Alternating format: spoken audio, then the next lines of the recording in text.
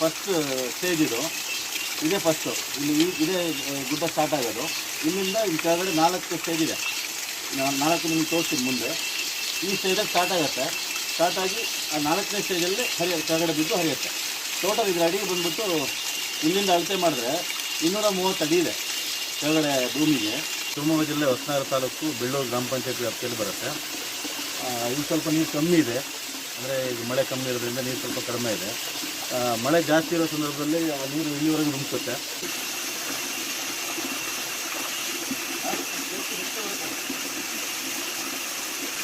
ಇದು ಫುಲ್ ನೀರು ಬರುತ್ತೆ ಮಳೆಗಾಲದಲ್ಲಿ. ಸ್ವಲ್ಪ ನೀರು ಕಡಿಮೆ ಇದೆ, ಹಾಗಾಗಿ ಇಷ್ಟೇ ಎಲ್ಲ ಕಡೆ ಬರ್ತಾ ಇದೆ. ವರ್ಷ ಪೂರ್ತಿ ನೀರು ಬರ್ತಾ ಇರುತ್ತೆ. ಈಗ ಬೇಸಿಗೆಯಲ್ಲಿ ಏನು ಮಾಡ್ತಾರೆ, ಯಾರೋ ಮಾಡಿ ವಿಡಿಯೋ ತಗೊಂಡ್ಬಿಟ್ಟು ಅವ್ರದ್ದು ಲೇಖನ ಈಗ ಪ್ಲೇಸಿಗೆ ಯಾರೂ ಹೋಗಲ್ಲ. ಈಗ ಮೇಲ್ಗಡೆ